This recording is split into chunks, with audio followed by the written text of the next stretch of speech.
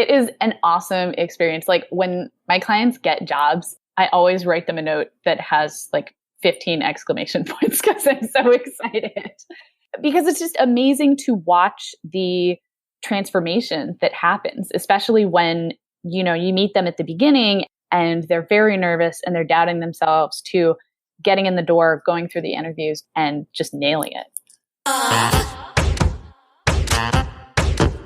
Welcome to The Art of Speaking Up, a podcast that empowers professional women to rise. I'm your host, Jessica Guzik, and in this show, I take you undercover into the stories and lessons that I learned, sometimes the hard way, throughout my career. I also talk with working women, leaders, and coaches to show you that no matter what your struggle is, and no matter what your career goals are, you already have all the talent that you need to succeed.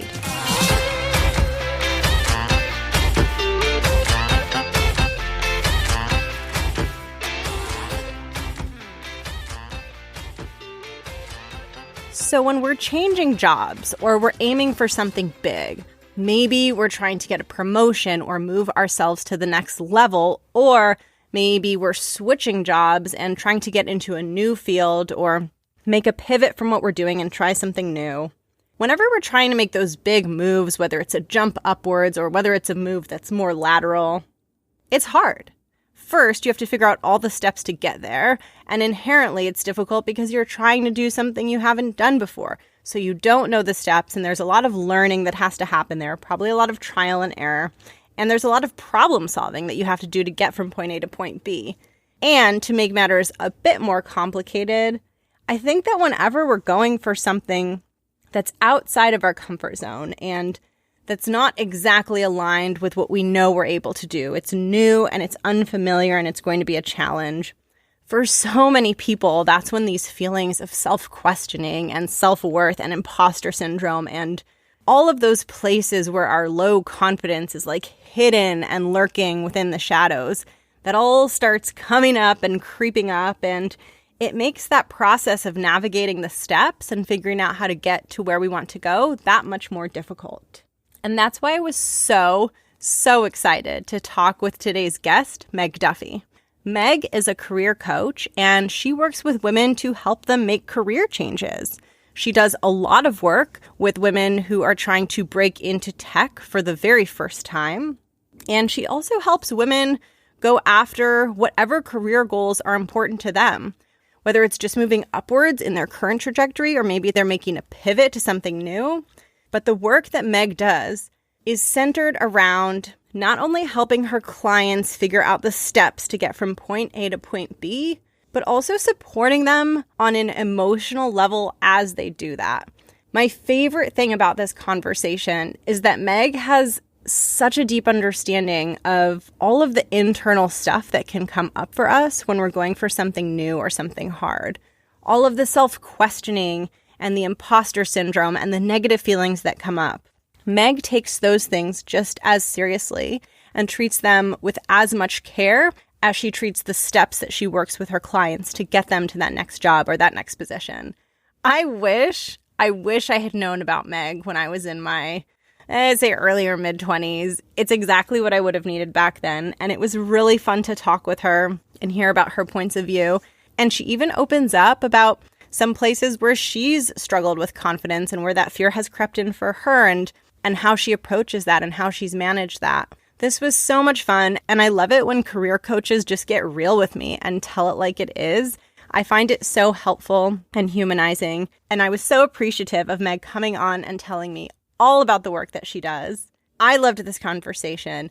I think you're going to love it too. And with that, I will introduce you to Meg Duffy. So I am a career coach for people who are trying to launch and grow careers in tech. So typically I'm working with people who are coming from non-technical backgrounds and trying to get into tech, or I'm working with folks who are already in that space and are trying to level up their careers, whether they're trying to get a promotion or they're looking around for their next role. Trying to unpack those questions of where am I going, what am I doing next, can be very difficult to do on your own. And so I'm working with folks to help them get to the next level. And are there a particular set of challenges or roadblocks that you tend to see coming up frequently with the people that you work with? Yeah, so I'd say clients typically fall into two categories. So they either have a very clear step, like sense of their next step and what it looks like, but are kind of overwhelmed by all of the individual steps it takes to get there. So the vision is there, but the path is kind of murky. The second category of folks is, they're not sure what the next step looks like. They know that what they're doing right now is not their forever thing, but they're unsure what different avenues to pursue, how their skills can translate into a different environment. So they need help breaking down those big questions into smaller parts to help them get some clarity. I'd say broadly in my work, I'm helping people clarify their goals, their skills, their values, identify any narratives or negative self-talk that might be preventing them from making moves. I help them brainstorm possible future roles. We set up a process for fact-finding to see if those ideal roles actually do feel right to them. And once a client knows where they're going, then we get into the very tangible feedback on resumes, LinkedIn, cover letters, and helping them prep for behavioral interviews. So it's really end to end, starting with the big question all the way through all of the tactical steps to then pursue what it is the person is interested in. Yeah. And I think it's really important in the initial phone call to really listen closely to what they're saying and parse out, do they have a clear sense of, I am a designer and I'm interested in moving into UX and here are my skills, or, I'm a designer and I'm not really sure what my next step is going to be. Like those are two different paths and different sets of questions that we're going to have to dig into. One area that I would love to go into more is the person who knows that they don't want to be doing what they're doing, but doesn't know what they do want to be doing. I think that sometimes, I know I felt this way and other people feel like that's a bad thing. And there's almost like, oh, I should know, I should have this plan. So I guess as a starting point, what would you say to people who are frustrated at themselves for not knowing? Yeah, I mean, I think that not knowing is a very common experience. And I think the reason behind that is twofold. One is I think that the myth that people are born knowing what they want to do from childhood is overrepresented when we hear these stories. And the other is that we're never really taught the tools to dig into our own preferences and interrogate them. At least in my own experience, I think the only thinking about careers we did was when I was in high school and they had you take like a multiple choice test and it would spit back like 10 jobs that you could potentially do. I think that mode is definitely outdated now. But B, it's like not really teaching us to dig into what makes us tick. And as humans, we're not innately good at knowing what will make us happy in the future. We are not good at forecasting those things. And so instead of being a passive process, it's actually on us to actively dig into our thoughts and our beliefs to get to the heart of those preferences. And that work doesn't necessarily yield quick results. So it's easy to deprioritize it because it takes time and it frequently feels like nothing is happening. Like, where are my insights? So it really is a long game tactic. That is just what I was going to ask you about. I was going to ask you one thing, and now what you just said led me to the second part, which is, first of all, how do you suggest people start to figure out what that is or gain that clarity if they're feeling very unsure? But I know for me, like I can get very impatient and I'll be like, oh, I tried something. I had a coffee. I still don't know. Why isn't this working? Like, so I would just love to hear your point of view on all of that. Sure. So I'd say in terms of where the inspiration lies, like the clues are everywhere. So you can start by asking yourself, what did you like to do when you were a kid?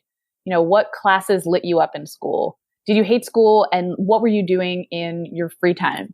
What projects did you start when you were bored? Who are your heroes and why are they your heroes? What qualities in them resonated with you? Because critically looking at all these things that you admire and what brings you joy can lead to some of those interesting insights. And looking back in time and identifying patterns in your career is also helpful.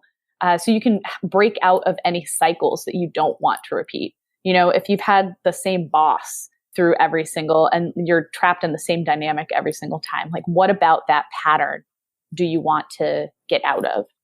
In terms of my approach as a coach, I see myself providing three things to clients. So there's structure, accountability, and support.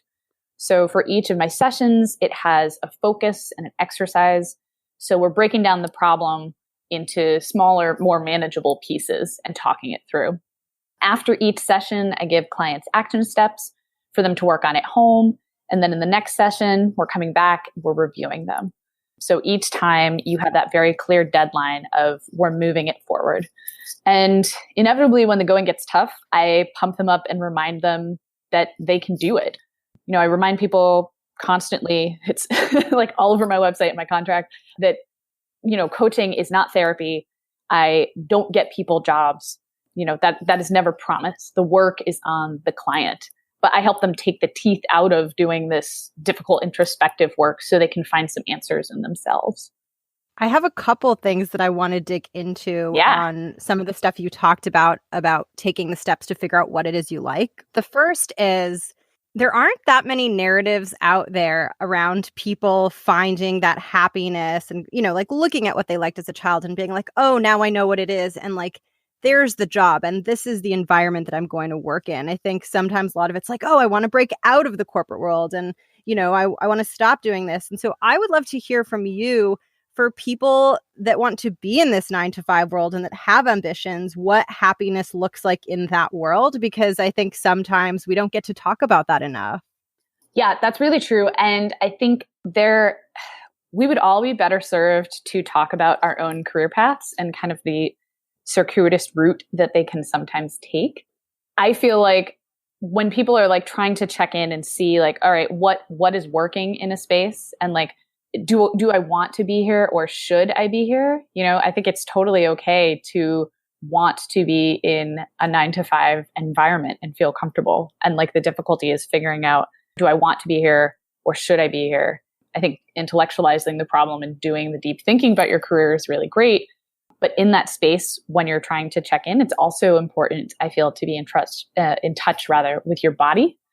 So trusting your gut is hard when you're always in your head. But if you're able to get in tune with what your body is telling you as well, it can help clarify the difference between want and should. So my personal technique when I have to parse a tough decision is to go for a long walk with a notepad and no phone. And so the act of moving my body helps me process and check in without distractions. And the notepad allows me to capture any insights that bubble up in that space. I love that technique. That sounds really appealing. I think I'm actually going to try that next time I'm trying to figure something out. Excellent. And you mentioned untangling shoulds from wants. I think for people who are very achievement oriented and who are very kind of used to orienting what they do against like what the goal should be, are there other suggestions that you have to help people untangle what is something that I want and what is something I think that I want, but I actually don't want? Yeah, I think, it's a lot easier to identify like not that, I don't want that, and a lot more difficult to articulate like what clearly feels good in that space. And sometimes the greatest learning experience can actually be from trying something new and realizing, oh, this is not the thing. So for anybody who is making a move and finds out, oh, that this actually is not a good fit, first of all, I don't want to, I want to validate that person is like doing something that is really difficult, but also it's like an incredible learning experience and you get a lot of knowledge out of that very quickly. Not every move has to be to the perfect next thing. Sometimes making a move is going to lead to something that doesn't necessarily feel great. But within that, there's a lot of learning as well. I'm really glad you said that because I think that can take pressure off in a very important way. It's like there's not necessarily a perfect thing, or you don't have to figure out exactly what the thing is right away. And also, it can expose you to other dimensions to think about that maybe you hadn't been thinking about before. Yeah, absolutely. If you have never been confronted with, a culture where you can't share your ideas freely, whatever it happens to be, then, you don't have experience in that space. You don't know how you're going to react in that space. And so every new environment that you're in is kind of an opportunity to say, okay, like what what is working and like how can I double down on those things, and what is emphatically not working and is a hard pass in what I want to do in the future.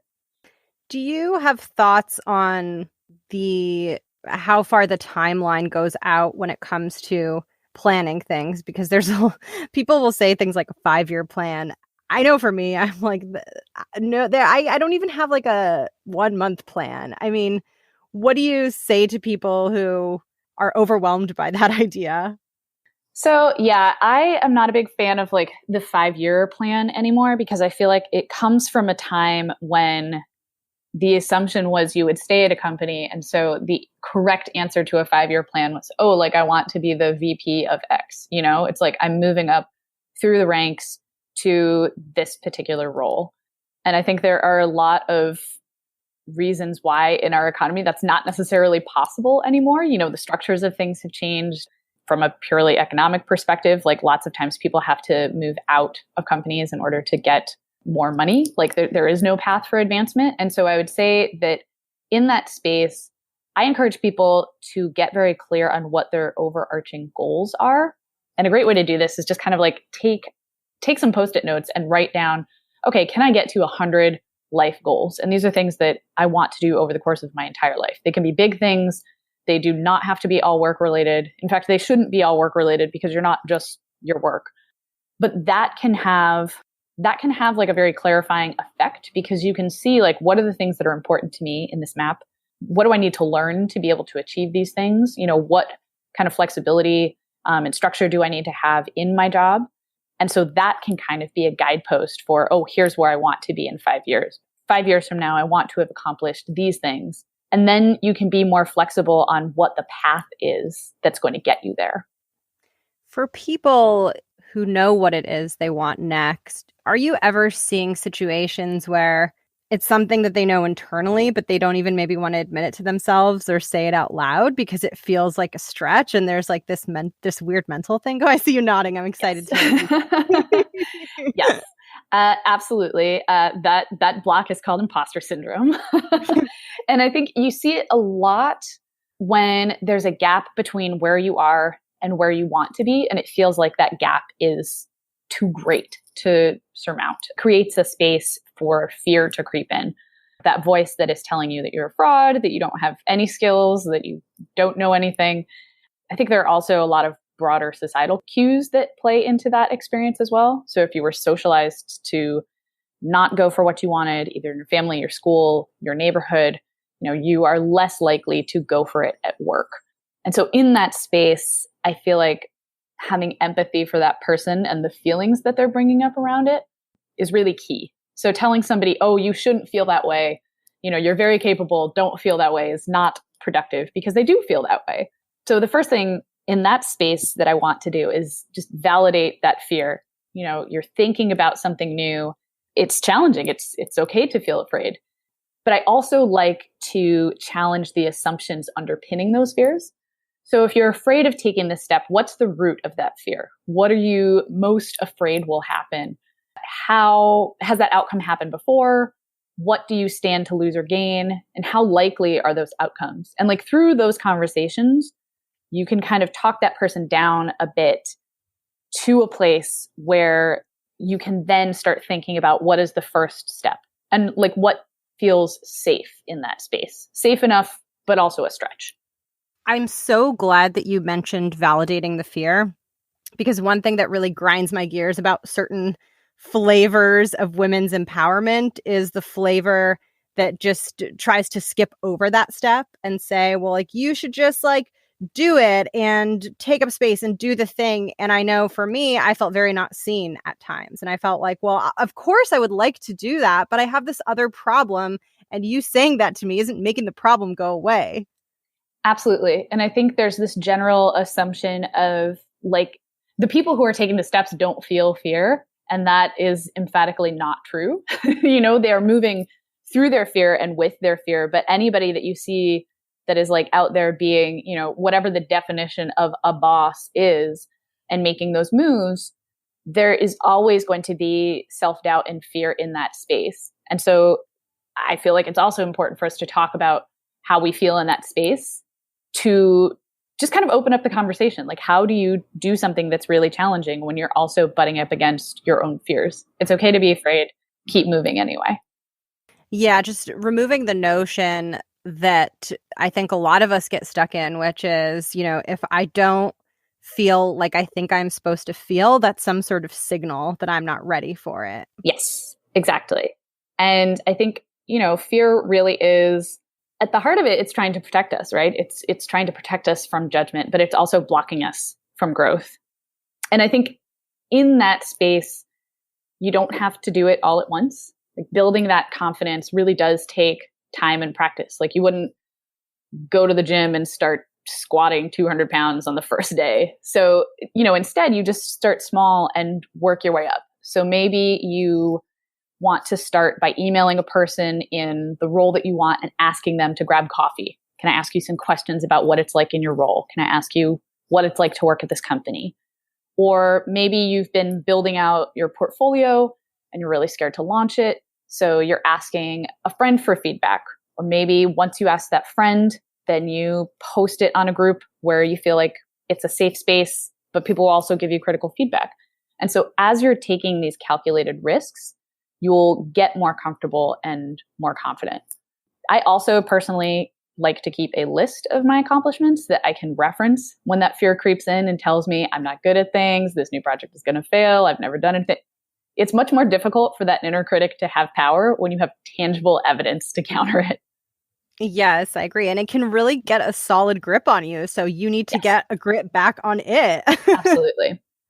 You mentioned before also working with someone to get them to the point of believing and like through that transition. And I think that's something really, really special about the role of a coach, because the person is still believing in themselves. Like, it's ultimately that click and that spark has to happen within them. And it's kind of like you're prodding them towards it as much as you can, but you're enabling this internal thing and it's really happening inside them, which I think is so cool. Thank you. It is an awesome experience. Like, when my clients get jobs, I always write them a note that has like 15 exclamation points because I'm so excited. Yeah. Because it's just amazing to watch the transformation that happens, especially when, you meet them at the beginning and this is very new and they're very nervous and they're doubting themselves, to getting in the door, going through the interviews, going through that process and just nailing it. That must be such a gratifying feeling. And yeah, I feel like the entire process from figuring out what you want and then getting into the interviews, it really is a test of, for many people, a test of self-confidence, because especially if you're switching into a new field where you feel like you're the new person who doesn't have the same background. Absolutely. Yeah, it's a real challenge. That's so cool. And do you ever work with people who aren't necessarily looking for a job switch, but for growth or evolution within their current company or current position? Yeah, actually, so when I start working with folks, unless they're talking about something where, if there's an immediate issue where it's like, this organization is just like not serving me, if there's something really terrible going on, like, one of the first things that we'll do is kind of figure out how can what you're doing now morph or shift. And it's also interesting. Sometimes I'll talk to people with folks who like their jobs, but are just thinking about growth for the future. And so for those folks, I love those conversations, because I feel like when you like your job, that is the best time to really do that thinking and just check in. It's kind of like going to the doctor for preventative care. So if you're going for regular checkups and you're kind of getting feedback on what's working and what isn't, it's easier to avoid major catastrophes later. And it's also just easier to think about these questions when you're not feeling overwhelmed or super burnt out. So some folks like to do, are doing this work. Other people just want to keep a record of, okay, what's working and what isn't. So maybe you like to do a weekly wins check-in. So you take 10 minutes on a Friday to write down what you accomplished and what you felt about the week. Or maybe you're a person who wants to visualize that data. So you rank your productivity and happiness at a scale from 1 to 10 over time. So if there's a big dip, you can kind of dig in and see, okay, what's the problem here? But setting aside that time to check in with yourself on a daily or weekly basis can really yield some interesting insights over time. That's such a smart idea. We never really stop to reflect unless we're in transition mode and we're thinking about what we want next. Yeah, it's like a great time to check in, especially when things are good, because it's like, okay, what's good and how can I just like get more good out of this job all the time? Yeah. And it's also a nice time to reflect on your professional development and kind of check in with where you're at and see how things are going there. Absolutely. Would it be okay if I asked you about your transition into tech and kind of like what you learned through that and how you've applied those tools with the people that you work with? Absolutely. I mean, I think having gone through a transition is very helpful because when everybody that I work with is talking about all of these feelings, I can definitely identify with them. So I started my career. I was working in education. I have a master's in library science. And before I got into tech, I was working as an archivist at a nonprofit arts institution. If you're not sure what an archivist is, you should Google it. There's lots of interesting roles out there. But for this particular role, there was no real career path per se. So this was one role and you did the role until you either left or you retired. And I was interested in, moving into a place where I could do more, really build more and work at a faster rate at just a more nimble institution. And I started looking at roles in tech, but I realized that my archivist experience did not easily translate into that space. I got very intimidated by job titles. I wanted to just find a, digital archivist type role at a tech company, and that wasn't a thing. So I realized that if I was going to do this, I had to build my skills on my own time. So I read through some job descriptions that I thought were interesting. I identified some gaps in my own knowledge, and I started a side project. My side project was called Lady Collective. So it was just a feminist blog that I put together. So I was conducting interviews, I was writing think pieces, I was reviewing books. I also built out the website. I fleshed out social media channels for it, and I was conducting just different experiments while tracking all those analytics. So I did that project for about a year and a half. And all that experience helped finally get my resume some attention. And did you deal with any of your own doubts or some of those mental things that we were talking about through that process? So many. I mean, I think one of the most important things that I did during that time was start going to tech meetups when I wasn't in tech, because I wanted to make this move and it felt very lonely. Nobody else at my nonprofit wanted to move. It was a type of place where you stayed for your whole career. And so nobody could really understand my motivation behind wanting to make the change. So for a while, I just felt pretty isolated. And it wasn't until I just started going to meetups and realizing, okay, I don't know about not only like the jobs that I'm applying to, but also this landscape as a whole. And so it was very educational to talk to different folks about what they were doing. And it helped clarify lots of my own questions about the space and just made it a less lonely process. Yeah, it's tricky when you're in the minority and the people around you aren't on the same path. I think it can make you feel, like you said, isolated and alienated a little bit. Right.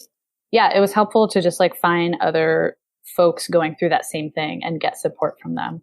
Even after I got that first tech job, it was really challenging to just like adjust to that space.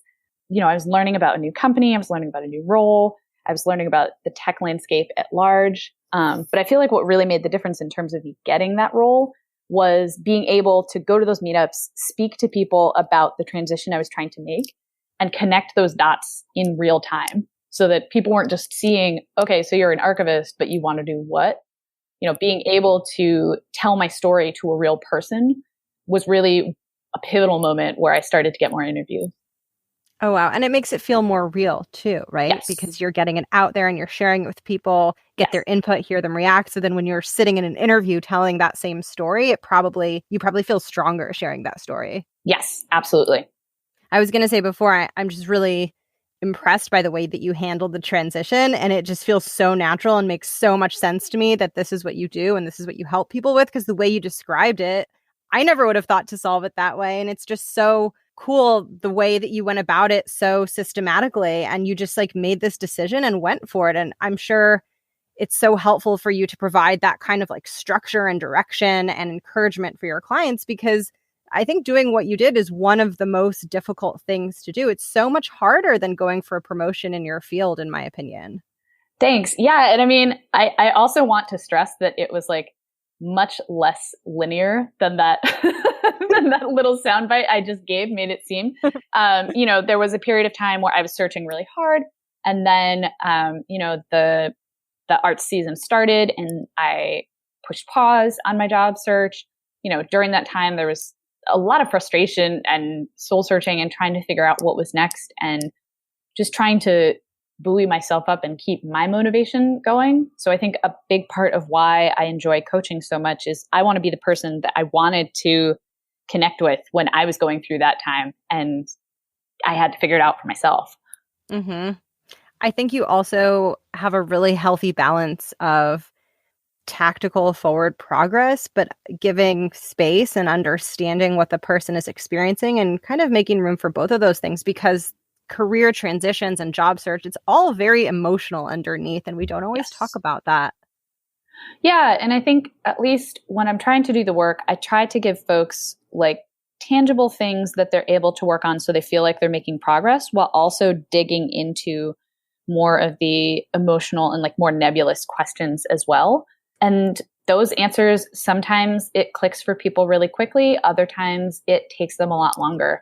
And so I think that the difficult part in that space is kind of managing expectations, where it's like, hey, if it's not coming together, after like 6 sessions, 8 sessions, like that is also okay. You're not like off the timeline. Everyone's timeline is different.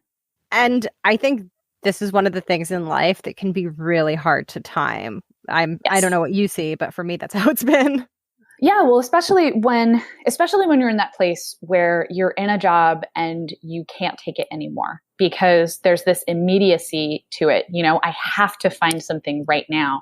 And sometimes anything can feel better than what you're in right now. And so it can be tough to temper those emotions and take a step back and be like, okay, but what do I really want? And how do I strategically go for that, as opposed to just taking anything that comes my way, which might perpetuate some of the same cycles that I'm currently trapped in. Mm-hmm. And it's when you don't like where you are, it's so much easier to, make excuses about a position you don't really want, because you're just so eager to move on and get out of where you're at. Absolutely. So much easier to just like rationalize, like, this is fine. This feels like a good time to go into the listener question. So if you're ready, I will ask you the question, and then I'm going to turn it over to you and let you talk directly to the listener on this one. I'm actually very excited to hear what you're going to say. I'm curious about it. Oh, hit me. Okay. All right, let's go. So the listener asks, how do I prioritize working at my ideal company and role with softer factors like work-life balance and overall happiness? I recently started a role that was my dream role, but I quickly learned that the team I'm on does not value work-life balance and has more of a cutthroat culture than I'm used to. Despite loving the work itself, I'm finding myself feeling drained, and it's hard to admit this since I was so excited for this job, but I'm more unhappy here than I was at my previous company. And I just got here. I guess I don't have a super specific question, but I'm feeling a bit lost in this situation, and any advice would be appreciated. Sincerely, walked into a lion's den. Ooh, that's a tough one. Oh, man. Well, first off, I want to validate your feelings here, because that sounds like an incredibly difficult and frustrating situation. You just made a big change, and while it doesn't feel great right now, I want to commend you for making the move in the first place, because that was very courageous. And it's okay to make a change that turns out to not meet all of your expectations and needs. I'd say in this situation, first of all, however you can, take care of yourself in this space. So do what you can to get sleep, stay hydrated, exercise, and find support in your friends outside of work when you can. When you don't feel good, it's a lot harder to make bigger decisions that fully honor your needs. And it's also easy to isolate and shut down, but you're definitely not alone in this space. Since you're new, I'd say once you get the lay of the land, try to get a feel for what you can change versus what's immutable in this space. So it sounds like the team that you're on has this very intense culture, but are there other teams where the culture is slightly different?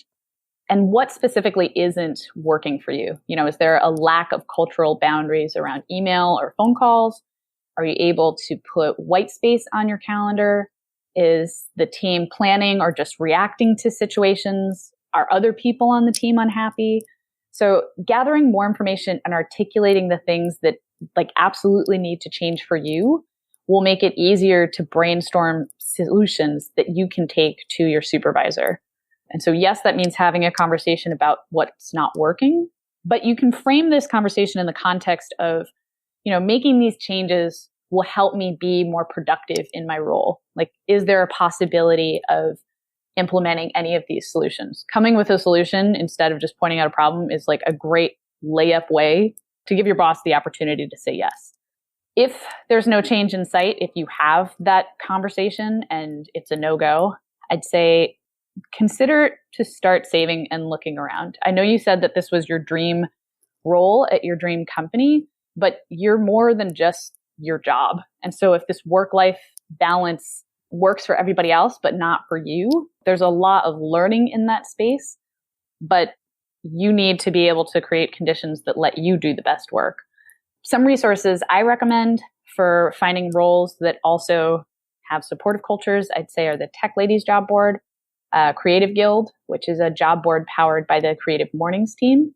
Work is a site that pre-vets companies and lists jobs with built-in flexibility. And Key Values. So not only does keyvalues.com offer a job board, but the founder, Lynn, created a tool that lets you make a list of what's important to you in your next company. And work-life balance is definitely on that list. And once you pick your values, you can tick little boxes and you'll receive a list of strategic questions to ask in interviews to get more realistic answers so that you can better assess what the nature of that company is. So I'd say first, take care of yourself, see what you can change. And if nothing changes, then you can make a change that works for you. I wish you the best of luck. That's a tough spot to be in. Meg, you are a very, very good problem solver. You hit every corner of that. It was just so thorough. I'm very impressed. Thanks. I've been there. I feel you. Yeah. I mean, and also even those resources that you mentioned are so helpful. I will put them in the notes. I have not heard of the majority of them and they sound really useful. Yeah, I can send those links over to you afterwards. They're fantastic. Awesome. Before we get into the couple of closing questions, I wanted to quickly ask you if people are interested in getting in touch with you, where they can find you and reach out to you. Sure. Yeah. So I have a website. So www.megduffy.com, all one word. And so on there, you can read more about my process. You can learn a little bit more about me. I have a monthly newsletter that comes out that sends out, I do a weekly interview series called Role Models that talks to different people about the day-to-day of their jobs. So if you wonder what a product manager does versus a project manager at different companies, you can read through those. So you can sign up through the newsletter. And you can also follow me on Instagram. So I'm on Instagram at FutureProofMeg. Wonderful. Now I'm going to get into the couple of closing questions that I ask everybody. Sure. The first one is around the name of the show. So the show is called The Art of Speaking Up. And I would love to get your thoughts on what speaking up means and why it's important. It could be either related to what we talked about or whatever you feel most important. Sure. So off the top of my head, I see speaking up as having two parts. So there's a personal and then there's a more communal part. And so the personal part is about advocating for your own needs, sharing your ideas and the rationale behind them, and just setting clear boundaries for yourself. I'd say in safe spaces, it means being vulnerable and showing the imperfect parts of our journey to people who may be following in our footsteps, just to humanize it and make it a little bit more realistic. At the community level, we have a responsibility to speak truth to power, to hold people accountable, and have each other's backs when we see something happening that undermines our values. And we can also band together and collectively speak up. We can amplify the voices of others, and we can use whatever privileges we possess to advocate for folks who don't have that privilege and access. Thank you so much. And also thank you for mentioning the point about privilege, because I think that that's important and it's sometimes not always a part of the women's empowerment conversation. And I think the conversation needs to get to that next level of granularity, which is, beyond just women. In what ways does privilege show up in our careers and in our lives? And in what ways can those of us who hold it, whatever form it may be, use our voices to improve things for the collective? So thank you for mentioning that. I really appreciate that. Absolutely. And then the very last question is just my opportunity to give you the floor to do the thing that I created this show to do, which is to reach out to professional women and just let them know that they can do whatever they want to do and that they have what it takes, and that whatever they might be struggling with or going through, things are going to be okay. And they really have all the things they need inside already. So I'm going to just turn the floor over to you to share whatever message is important to you. Sure. And this is something that I've been thinking about a lot lately. So as a coach, I'm building this business. I am by myself a lot. In that space, I feel like it's very easy to have fears come up. And so my piece of advice that I'm giving to you, but I'm also giving to myself, is hold space for yourself. So when you're making a really big change, when you're doing something that you've never done before, a lot of feelings can arise in that space. It can feel really uncomfortable, really scary, really uncertain. I don't know about you, but sometimes my inner monologue likes to fall into the trap of trying to fix everything, when in reality, I just want a hug and somebody to tell me that it's okay to feel what I'm feeling. And so it doesn't necessarily mean, give into the fear, but it does mean give space to feel it and recognize that you're doing a hard thing. It's okay to be afraid, but you don't have to cut the fear out to move forward. In fact, that's kind of impossible. You can just turn the volume down and move through it. And so I'd say if you're in that space, it's very important to talk to yourself as if you were talking to a friend. And I say that because very frequently our inner critics can take a very vicious tone. We'll say things to ourselves that we would never say to another person. So even if you feel trapped in your current situation, my advice is do your best to be kind to yourself while you find a way forward. Thank you so much for listening to my conversation with Meg. I hope that you enjoyed it. I loved her, and I have so much respect for the methods that she uses for working with clients, and just the way that she's able to bring together the very tactical steps with that emotional understanding of what people are going through. I think that Meg has a really special gift for working with people and for understanding the logical, rational steps, and also really understanding the self-worth piece and the self-confidence piece, and marrying that sense of compassion with the systematic part. So if what she said resonated with you or you felt connected with her, I would encourage you to reach out to her. I love reading her Instagram captions. I always relate to them so much. She was incredible. So a big thanks to Meg for coming on the show, and a big thanks to you for listening to the show. And as a reminder, I like to remind you sometimes that you can submit a listener question to be answered on the show. I love hearing from people who listen to the show. I get embarrassingly excited. So if you want to reach out to me, please do. You can send me a listener question, and you can also reach out to me just to say hi. You can find me on Instagram. The handle is The Art of Speaking Up. I occasionally post on there. I'm trying to get better and post more interesting, fun stuff. So you can follow me there, and you can also send me an email, jessica@theartofspeakingup.com. As always, I want to thank you for listening. It is an honor every week to be able to help you and add a little bit of positivity to your week. And with that, I'm going to wish you an incredible rest of your day, and hopefully you'll be listening to me again soon. Bye.